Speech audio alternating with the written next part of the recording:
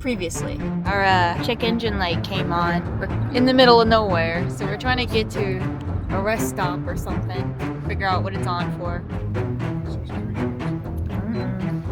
It's getting dark, man. So we decided to stay here for the night, just to be safe, so we didn't get stuck in the middle of nowhere on a dark road. When life gets tough, you gotta keep on moving. So me and the boys who live a thing called Groovan. Nobody knows what we're going through, but we're going on adventures and share with you as we keep on grooving on.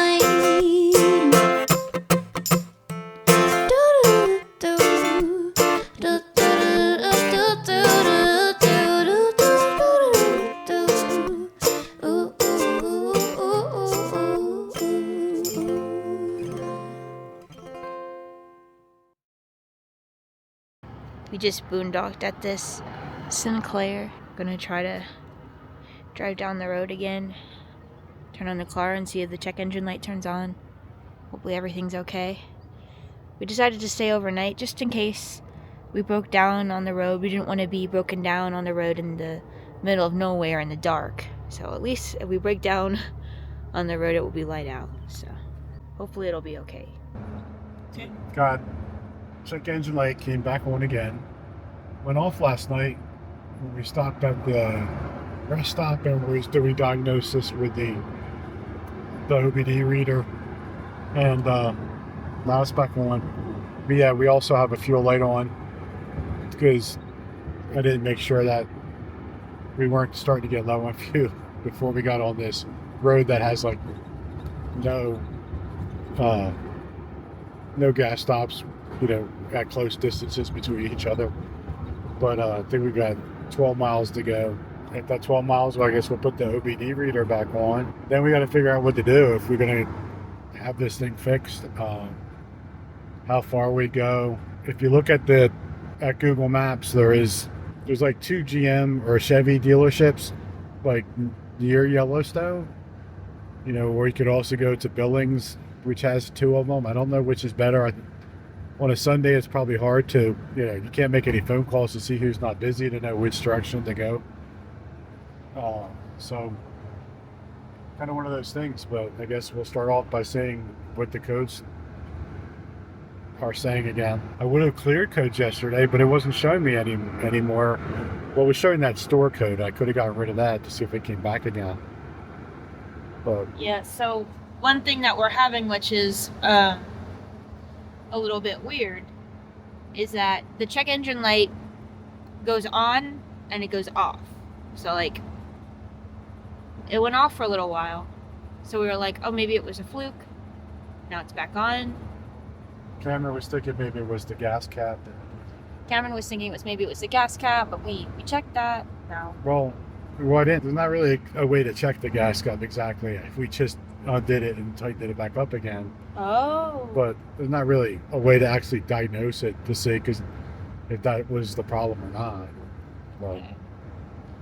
We're really hoping it's just something to deal with getting a bad signal or something like that, or the gas. So as an oxygen sensor, some loose wire or something would be.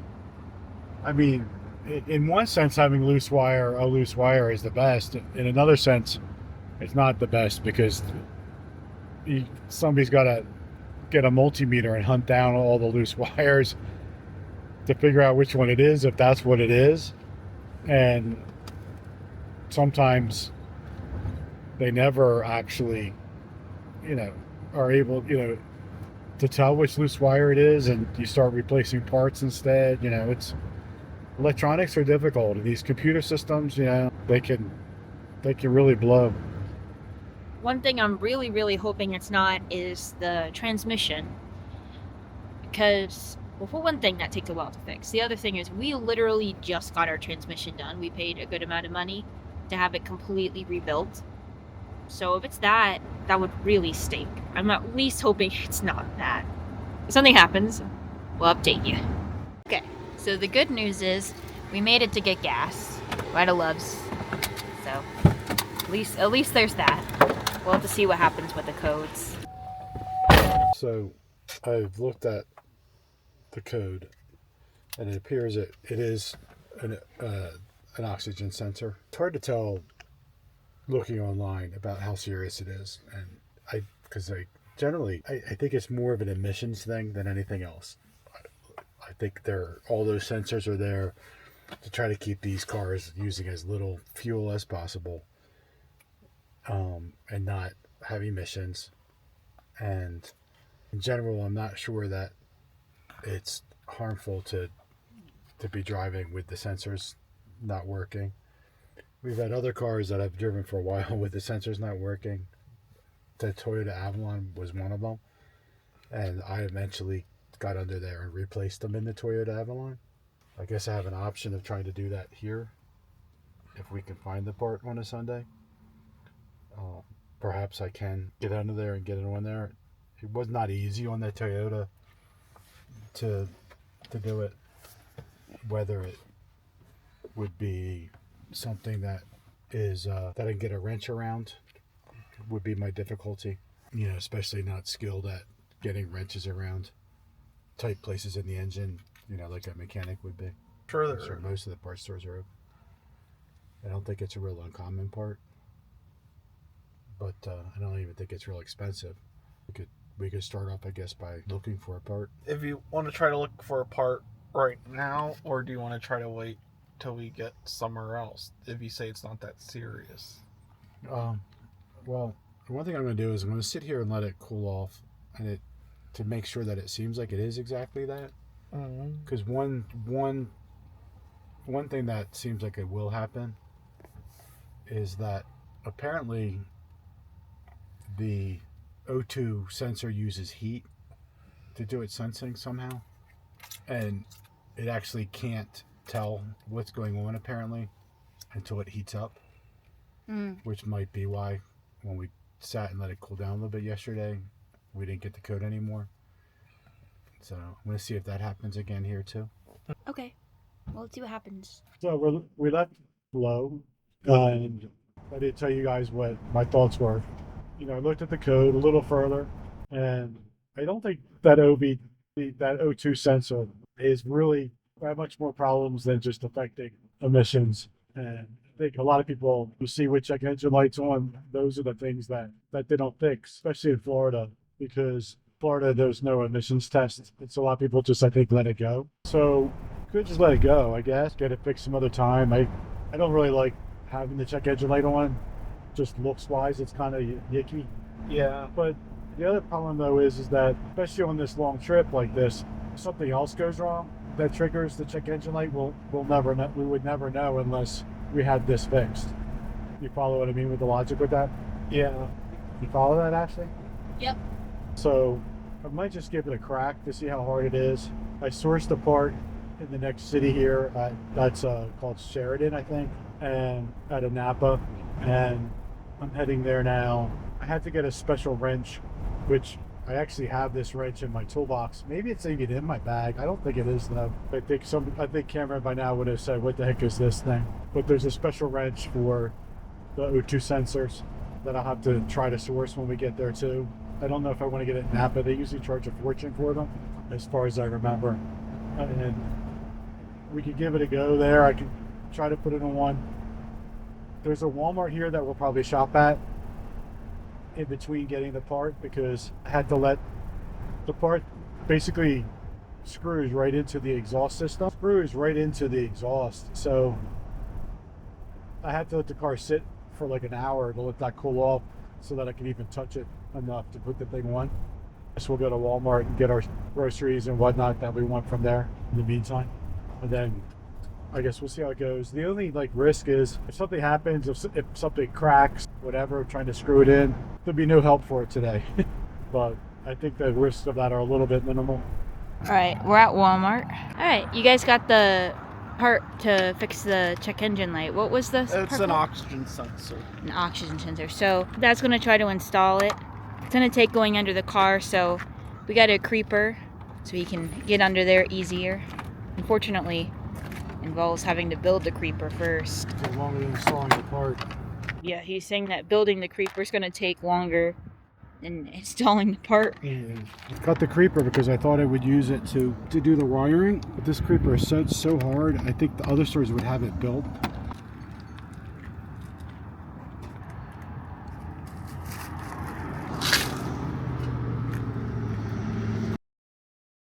We ended up deciding that we're gonna try to have a shop put on the part for us, because we don't want to risk it.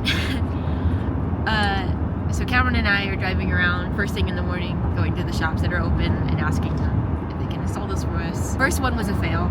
I think it was some guy. I think he's retiring. So He's just finishing up the last jobs he has.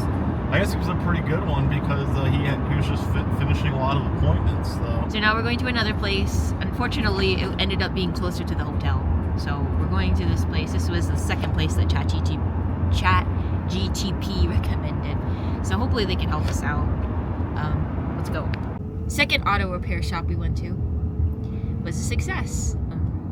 They got us back on the road. They only took like 10 minutes to do the job. They squeezed us in this morning. Yeah, 10:50. Now we're all fixed up. No more check engine light. No more. We don't have to worry anymore about whether or not. Oh my god, my brain's not working. I can't. I need Whether or coffee. not something's going to be serious or not. Yeah, what we were mainly worried about is we know right now that the check engine light was on because of that one code that doesn't hurt the car. But what if something happens that does hurt the car? The check engine light, we're not going to have an indicator of it because the check engine light's already on. But now we have peace of mind that if the check engine light goes on, it might be something new. It's not going to be that same code. Ooh, ooh, ooh, ooh. So here we are driving up. We hit Bighorn National Forest in Wyoming. Yeah. And we're at 5,364 feet at Bighorn National Forest. And we're still going up. This is as high as I think this group of Floridians has ever been. Except for an airplane. Yeah, except for an airplane. This is higher than Tennessee's highest point, so I definitely have not been this high that I know of. Cameron's never been this high, man. I've never been this high. And Ashley's never been this high, I guess, either. Yeah. But- I've never been this So we're still on our way up. I don't know how high we're going to be going here. We're headed to Yellowstone. Yellowstone. We're We going to just see pulled Yogi it- Bear.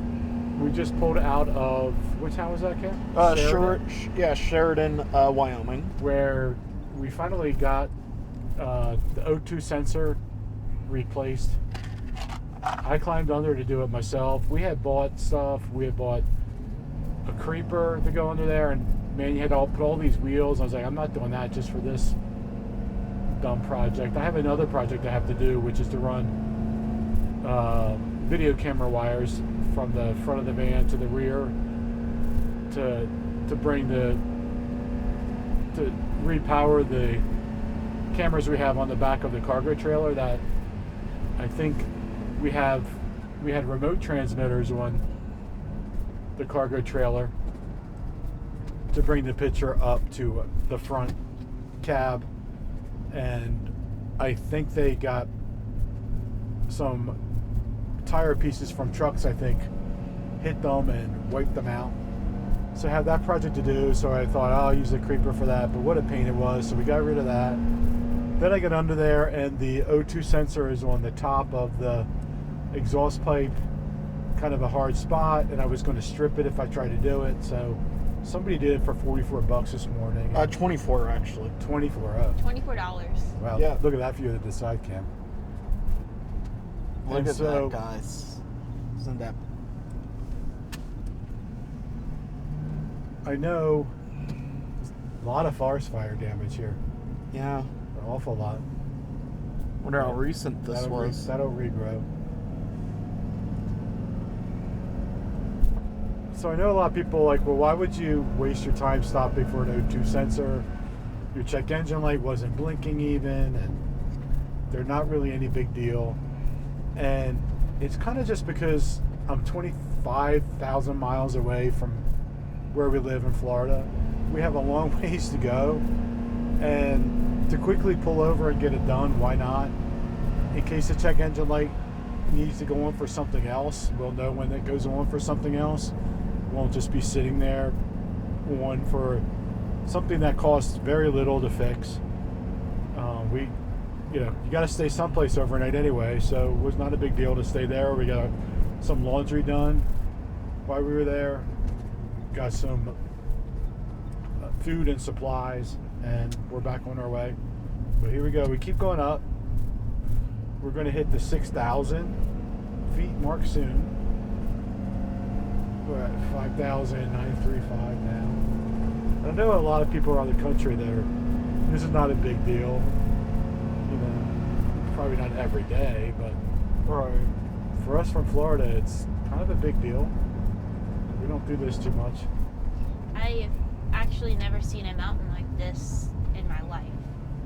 I've been to Tennessee and Georgia and stuff like that, and they have mountains there, but they're nothing like this. Yeah. This is pretty crazy. I'm obviously not as comfortable about flying up here with this rig. I'm getting a little bit more comfortable, but not as comfortable as the guy behind me anyway. Yeah, I guess next spot we can pull over. But he's even in an SUV, which he's in a truck. He's in a truck, and I would definitely feel much more comfortable driving up here in my old truck than I do a Chevy Express cargo van. Yeah. Which is not really built for handling. It's kind of built for hauling tools around mostly. Yeah, hauling tools around the city, not hauling tools around mountains, unless... I know there are people who get them, outfitted and stuff to do, all-wheel drive and stuff, but we did not do that. So we're now at 6,316 and going up. So we're over a mile high. Can I say I joined a mile high club? That's not, you don't just have to exist in a mile high, Cameron. There's other requirements to joining that club. So anyway, on our way to Yellowstone, another day, Bighorn Overlook. I probably should stop at some overlook, let this guy pass me. That might have been the last really good one for a while. Oh, this one looks a little easier, I think. Look at the overlook. Wow.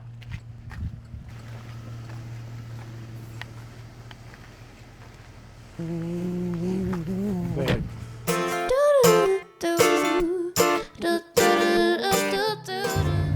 There's a truck. Wow. That's gotta be a little scary. Alright, so we're in Bighorn National Park, and we pulled off the side of the road because I have to go to the bathroom into this park. It's beautiful here. Cameron found some running water, which gives me some hope.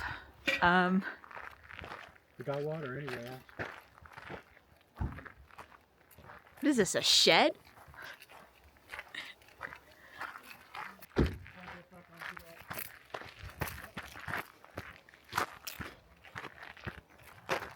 Let's see. Woman's room?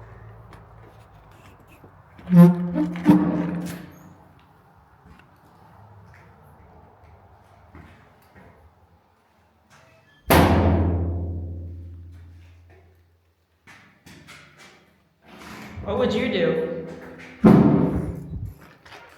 It's a hole in a shed. Yeah. Wow. Probably be a good time to be a dude right now. All I have to do is go piss in the hole. Put your hands over here, Ashley. I went in the potty. Yeah. Here you go, Kim. We won't talk about what happened inside of there. Uh-oh. We won't talk about it.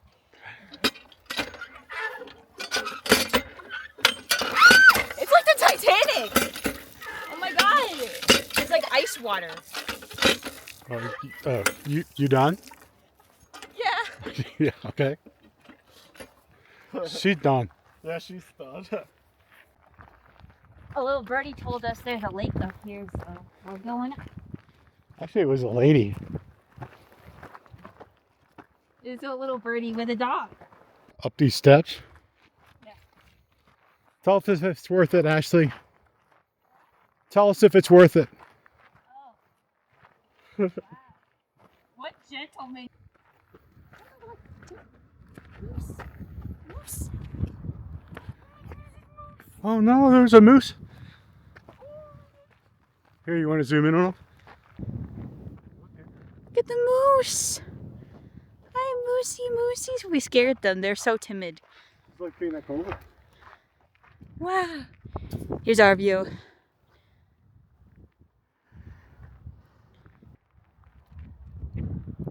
Wow. I don't think I've ever really seen moose in person before. There they go. Time to keep grooving on.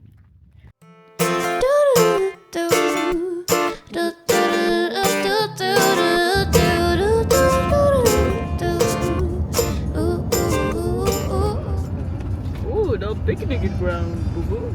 I've never seen anything like this in my life, ever. Like, hello? Hello? What? As Cameron was saying, it's, to me, it feels like we're on a different planet. Like, are we on Mars? Only in a Tesla. Only in a Tesla? What does Tesla have to do with anything? It'll feel like you're on a rocket ship. Oh. Elon's the one who's trying to get on Mars. I did that. Alright, we're going through this gate. I hear water. Oh. Right here. This is the wildest ride in the wilderness. Oh my god, we're seeing it IRL. It's the wildest ride in the wilderness. This is the wildest ride in the wilderness. So we're stopping because we saw a bridge.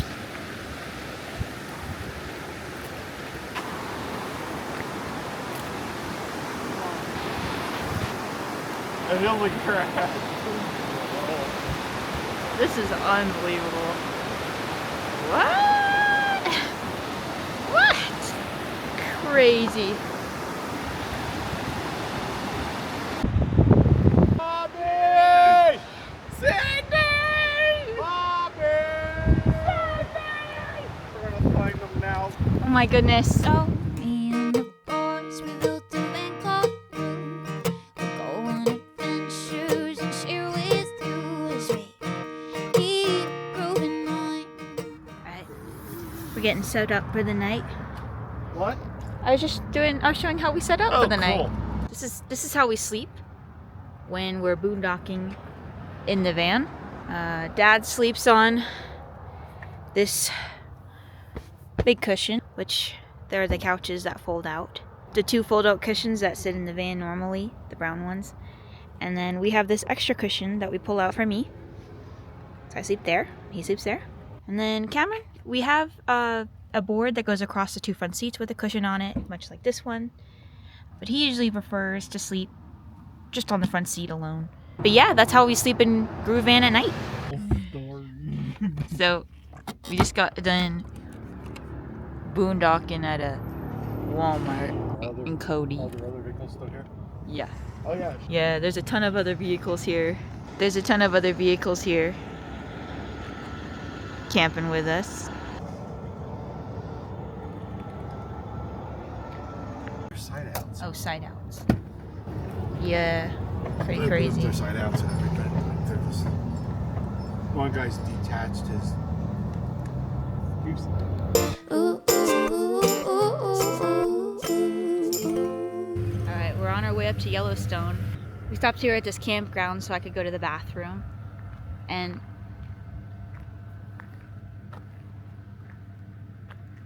grizzly bear area. Special rules apply. Maybe somebody should have told me that before I started walking out here by myself. Okay. Nobody's used that campsite in a long time. I'm out of here. At the campsite we were checking out the bathrooms at, they have these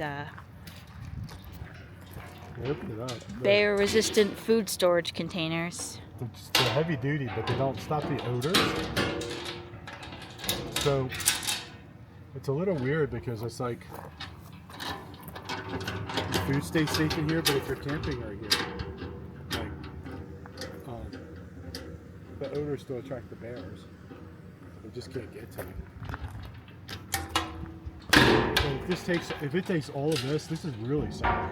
Crazy solid. This is like a safe. If it takes all that to stop the bear, our cooler, like, you know, inside of this van or a cooler inside of somebody's RV, you know, isn't going to mean much. Barrel find a way in that family. Alright, we're here at Yellowstone National Park. We made it.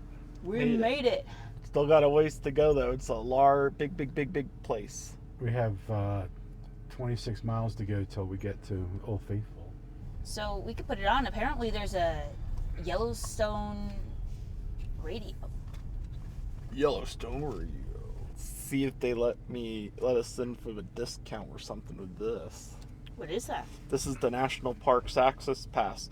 So, I think I explained in the Oh, hey, Pete. at the Gateway Arch, but on this pass, as long as you have some sort of a disability, that's permanent and that affects one major thing of your life, whether it's autism like me with my brain and stuff, or if it's a Physical? physical disability or something. As long as it's a permanent thing, not like temporary. Like if you have a broken leg, you can't get this. But if you have like a spinal cord injury or arthritis, maybe, you could get this as well. Oh, it's free to go in. Yep. Oh, I wasn't expecting that. We had to pay to go to Mount Rushmore. I was expecting Well, to have how's to it pay. free? It says here, oh, it's free with your pass, you're saying? Yes, interagency pass. Oh. I get up to 3 people with this, it says. Oh, really? Yeah. 3 people including you, or 3 people? I don't know. I'm reading it right now. Pass holder and 3 persons, so 3 other people can come with me. Okay, so we could have one other person with us right now, and we'd all still be free. Yep. Holy cow, it'd be $35. Hi, how are you? Hey. From Yellowstone. How are you all? Okay. Good. How you doing? I am doing well. Thanks for having those Nice. ready to go. We're not sure what that gives us, but... It allows you to come in without paying a fee. Oh, it does? Okay. Would you like a map today? Yeah, sure. Why not? All right, have a good day. Yep. Thank very you. much. We'll go old school. Zoomed in. But there you go. Got it in the full frame. Thank you.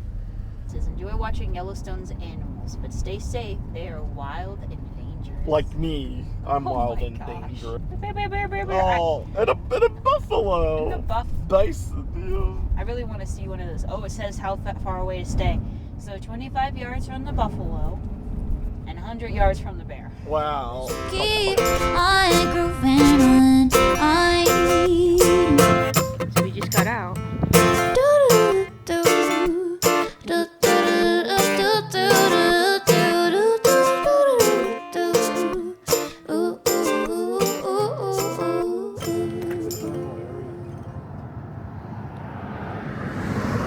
Some geysers down there. Check out this lake. So I'm not sure it's geysers or if it's thermal steam Oh. coming from the ground. Oh. So in case the audio didn't come through, Dad's not sure if it's geysers or thermal steam coming through the ground. I'm pretty sure it's just like thermal steam because I'm not sure these things are going to shoot off like a geyser, but I really don't know the difference between Yeah. the two exactly. There's looks like if we stopped over there, we could have read what it was. All right. All right, we're pulling up to this sign. See if we can see it from the car.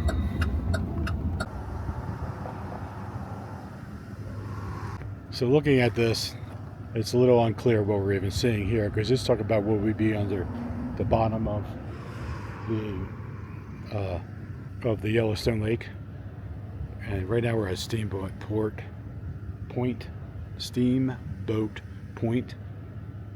And yeah, it's really talking about what would be under there, and it's saying it would be the same thing that's up here on land, which is a mixture of sponges deep in the water, shallow carbon dioxide fumaroles, and thermal vents, which I guess is what these are, that we see here with all the steam coming up. But yeah, kind of have to be a little bit of a scientist or research this in advance to know exactly what you're seeing. We were worried about whether we would be able to get gas up here or not, and luckily there are gas stations up here. I mean, we might have been okay. We left with 3/4, but we'll pull in here and see what the gas is like here and the prices. And it says there's services. It says there's even some kind of food here. Let's see what they have. Burgers, sandwiches, and ice cream inside. Oh, I see gas pumps. People here from all across the country. You got Wisconsin plates, West Virginia, Texas, Florida plates, New York. One of the gas areas. There's quite a few gas areas. They can do repairs. It's filling up. There's a restroom here on the back of appliances or something. Yeah, okay. Cool, so we found the gas. Sinclair. Dino gas. Alright, I'm gonna go inside to pump up. I have Sinclair gas. Look at the prices here. $3.99 if you need a higher octane, $4.29, and then $4.49 if you need the highest octane. They all have Dino Care. They don't have Dino Care at least. Some of the gas stations, they don't always have their best formulas in them. Little store here. I'll see what's in there. Why can't we get some gas? Yeah. So, it's like there's a auto parts and repair store right inside of the park. So I was worried about getting gas, but they actually can do auto repairs inside of Yellowstone Park. That's pretty cool. And there's a whole place with a restaurant here. Maybe we'll see what that looks like on our way out of here if it's still open, but we got to get up to Old Faithful before we do anything like that. There's a... Hi, how you doing? Good, how are you? Okay. Station. Convenience store.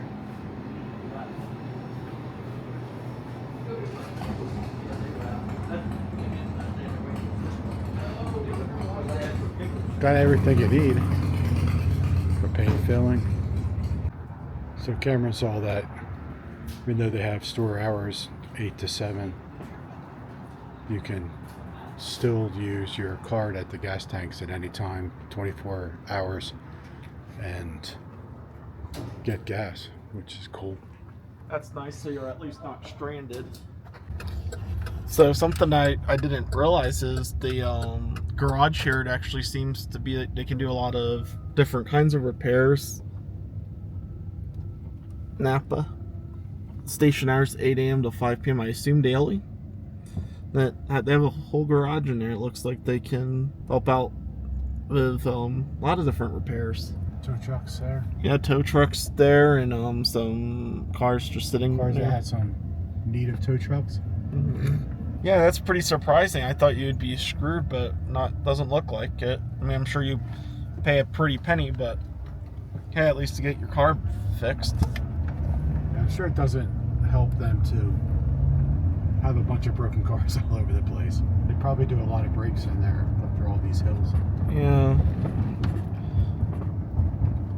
Looks like somebody decided to leave their trailer there. It's not a bad idea. Probably got up here and they're like, ugh, let's not do that. They're like, Now we're where the roads converge. So this is just the point where we took the east entrance in, and then there's a circle loop, and on the circle loop there's east, west, north, and south entrances. In the wintertime, only the north entrance is open, and I know that because I came here in January, and in January this is just covered with snow. If you want to come in this entrance we just came in, you have to come in a snowmobile, And no matter what, once you get to the park, even on the north entrance in January, you can't drive your car anywhere. You have to either have a snowmobile or rent a snowmobile, or in my case, back long ago when I did it, I took like a snowmobile bus. It was kind of a bus that had skis on the front.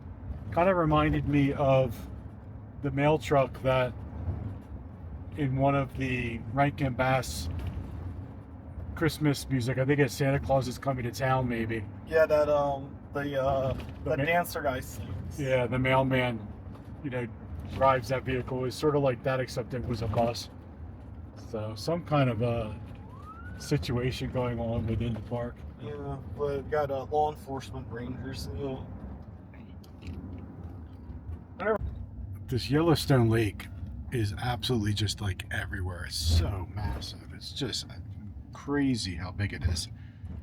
And I was, there's no boats on it. I was kind of wondering, is it recreational for boats during the season?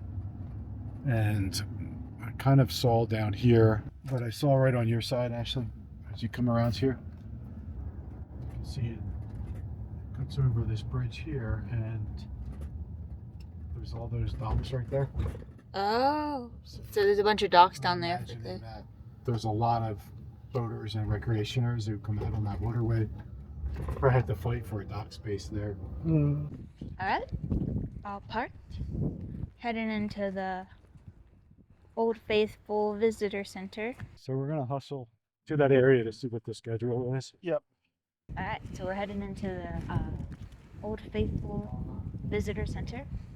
And here's the estimate, but it's plus or minus, so we have to get right there very quickly. Yeah. Okay. Right, because They have it. really 5 minutes away from the minus line. See it out there? Yep. All right, get out there. Hopefully we can get out here. There's a door over there. Looks like. Yep. Possibly good timing. So you can see how huge this is. For other times of the year, the area where you can watch this from.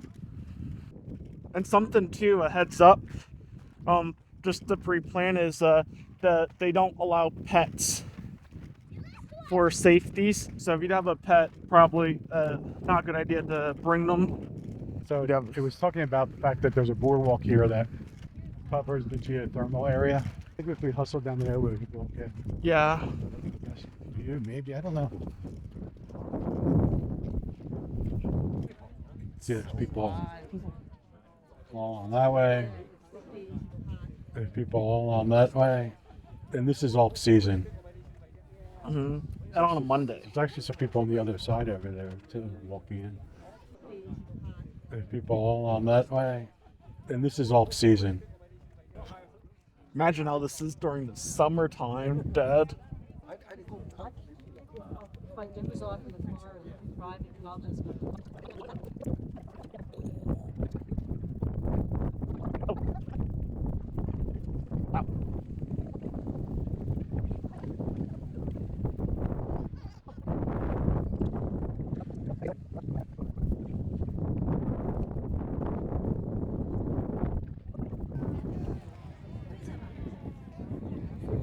think it cools off pretty quickly. Yeah, so it's kind of cold out today, so it'll probably cool off by the time it's over See here. what the temperature is right now. 57 degrees. 57. Feels like 55. Right over there is the Old Faithful Inn, and the exterior of it and some of the interior parts of it are what inspired Disney's Wilderness Lodge at Disney World. One of my favorite hotels on property, so I'm excited to see one of its inspirations. By the way, this is federally protected activities I'm doing. This is federal property, publicly accessible area. Wow, thank goodness we made Otherwise, it we'd have to because leave the park time dark. get around people. This area. Next estimated time is around 5:05, and we got to see it at around 5:20. 3:20, excuse me. So really grateful we just made it. We would have had to leave the park in the dark. Or drive Yeah, back in the dark. yeah, a bit scary. The moose walk around in like really deep snow, and they go like this, and you can see trails where they've gone like this, like walking in the snow Yeah, that's probably what these antlers to are make for. their way, right? But somehow, and I don't remember what causes it, there's pits. And so all of a sudden they'll dig, and then they'll fall in a pit. And then they'll clear out the whole pit because they'll start going like this to get out of it. Out of it, and they'll start clearing the whole pit around. And then they'll be stuck under there. There was one of them that happened to when we were there. Oh no. And I'm trying to remember if they I think they try to lift them out, do what they can to get them out of there. But that only happens in the places where they see them and see it happening. It doesn't happen really anywhere else. And then these I've never seen, but we see like pictures of these, around for Yellowstone, but I've never seen one with the park stuff. I don't know if this company just is allowed to sell, or Lego lets them sell just to national parks, because I just really struggle with how Lego doesn't sue over that. Man, I'm so excited to be here at Wilderness Lodge in Disney World. God, I can't wait to go outside. Wow, it's so beautiful, isn't it, Ashley? Yeah, it's so amazing. It's I like can't even keep up with that. With Cameron, he's always so excited to get into Disney. Yep. That's my favorite hotel, Disney. The Port Cachet is like, is that what you call it? Yeah, that's what the front is called. It's so beautiful. Yeah. I love the log work they do, and it looks so cozy. Man, this lobby is so beautiful. I love coming here and sitting out by the fireplace, people watching, and sitting on the comfortable rocking chair. I was going to try to surprise you guys and go to Whispering Canyon tonight for dinner, but I didn't make a reservation. I thought it would be so quiet this time of year we could just walk up, but it looks way too crowded. It does. Dang it. I love the wooden staircase here at Wilderness Lodge, and I also love the natural stonework here. Coming up the stairs, there's these awesome desks where you can get some work done, and these rocking chairs where you can enjoy the view of Wilderness Lodge. I love the corridors here at Wilderness Lodge. I don't normally mind walking them, but my room is such a short distance. It's 123. And I love this window. And you know what else I love here at Wilderness Lodge? The registration desk. That is beautiful. Wilderness Lodge has some of the best quick service on property.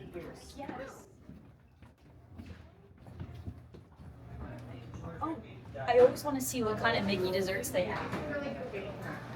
I was very impressed. Here's little very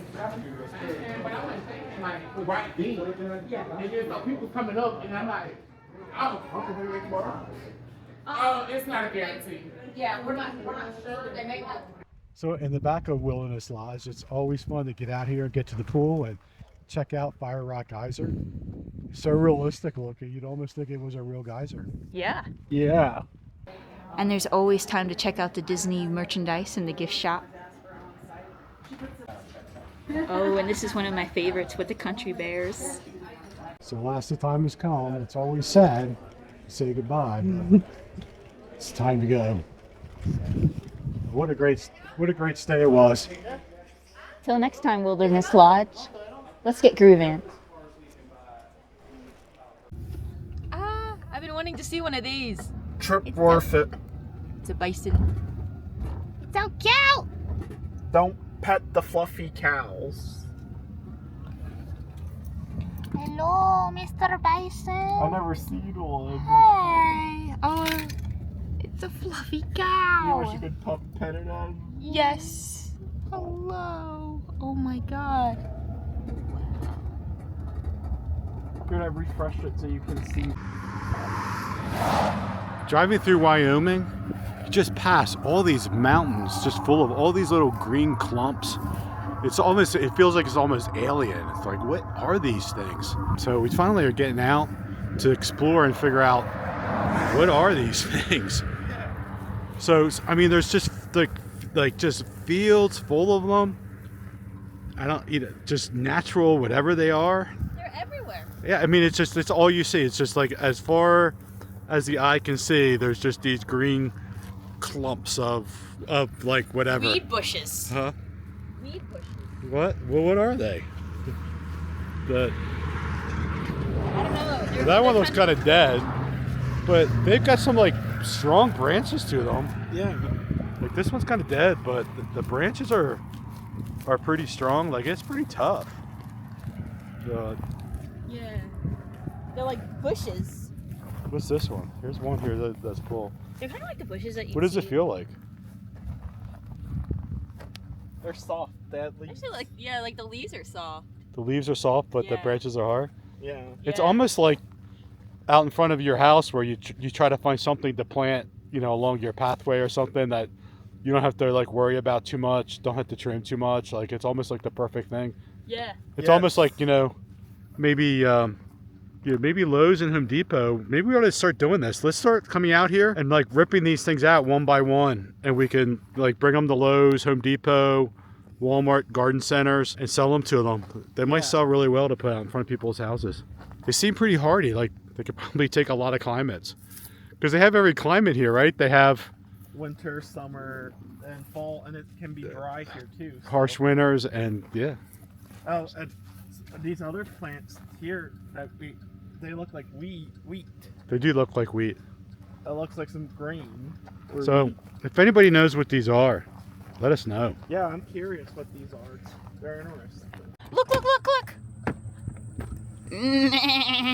at all the sheepies!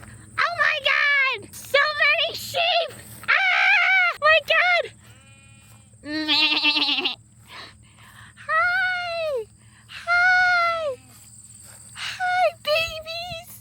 Hello! Oh my goodness! All the sheep are thinking I'm crazy. They're like, who's this lady? Yeah. Ugh. Oh my god! Hello! Oh! Hey, you made it to the end of the video. Since you're here, why not press that like and subscribe button? Thanks for watching. Your support means the world to us. See you in the next video. So come along for the ride as we keep grooving on through.